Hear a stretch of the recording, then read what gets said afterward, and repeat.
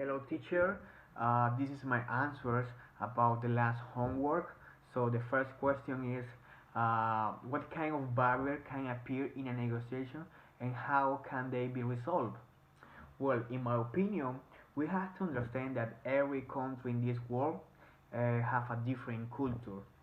I thought there are some countries with similar culture, but never mind, you are going to find a small um, small thing that can be do the difference. So for example, Venezuela and Colombia, we are similar, we have we are close, but you can find different things that can be the difference. In fact, within countries, the people or their personalities changes, and that not only happens in Colombia, in all over the world, that kind of difference of personalities happens. For example, here in Switzerland, depending of the region or the part where you are, uh, everything changed. You know, in the north we have a German part, in the south we have a Italian part, east we have a Romani part, and the west we have a French part. French part. So always change. Uh, in all the world, everything changed. So you have to understand that if you want to make a negotiation with some people around the world. If you don't understand this and you think that everything is similar, that in your country or the people not changes or something like that, you are going to have a lot of cultural shock. Um, so I'm telling you this is like a context because for me specific, I have two kind of important barriers.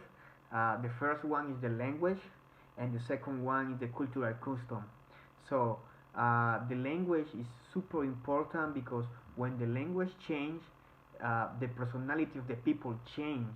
On the other hand, if you can communicate in the negotiation, uh, that's going to be a totally failure. So the more or the most important recommendation is to have a translator or to learn uh, to speak to learn how to speak the foreign language or simple to talk in international language like the English, that it will be perfect if you want to negotiate with someone with different language or a different country. The second one is the cultural custom. This barrier has a different sample because depending on the country, you are going to find a different cultural customs. For example, in the India, if you eat with left hand, they're going to be unpolite because in the India they think that the left hand is a dirty hands. So imagine you have a dinner or a meeting with someone important and you want to make a good business with him or with her and you start to eat with the left hand.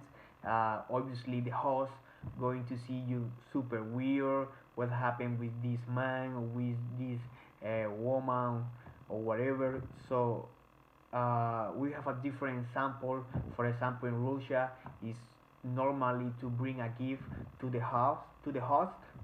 So um, yeah, every country has a different uh, um cultural custom. So you have to learn before you want to go to that country to make a business with someone, and you have to be prepared for the cultural shock. For example, here in Switzerland, all the people take off their shoes before to enter into the house. So in the beginning for me was weird. So because I was all the time inside of the house with my shoes, and some people like, "What are you doing?" or something like that. Yeah, but I'm learning, so now I know. So if you want to make a business with someone from Switzerland, from other countries, this is This is you have to learn about the cultures, about that kind of thing that make the difference for not to be a unpolite person or something like that. Okay, teacher, I have a problem because really I don't understand the second question. Um, I was talking with my girlfriend about this. I was using Google Translate, and yeah, I don't understand the second question. But if you want a question, sorry, you want a experience, I can tell you uh, a little bit funny experience that happened with me here in Switzerland.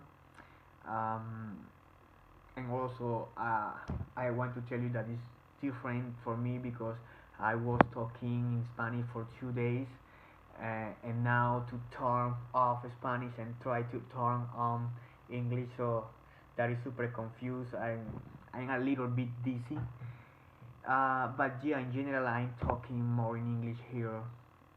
Just talk in Spanish with my girlfriend, but the rest of the people is in English. So well, I'm going to tell you my experience, and it's so funny because it's super different in Colombia, or at least in my family.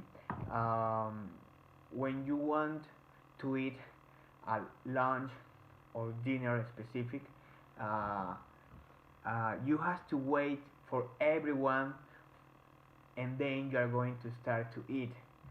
I don't know, in my family, when my mom uh, gave me the food, I start to eat. That's it. But here we are on the table waiting for everyone. If you are hungry, you have to wait. So and then start to eat. And when you the only thing oh the if you want to go out, you have to wait for everyone finish the food. If a baby eating super slow, you have to wait for the baby finish the food. So that is uh, I don't know, maybe you want to go to the bathroom or something like that, and you have to wait for the last person finish the eat the dinner or the lunch. So yeah, for me that is super curious. It's a cultural shock that I have here.